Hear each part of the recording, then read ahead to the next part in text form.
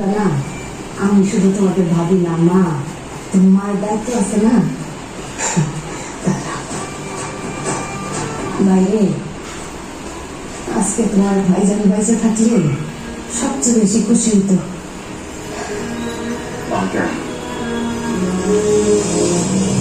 চলেন এবার লাস্টের দৃশ্যটা দেখায়।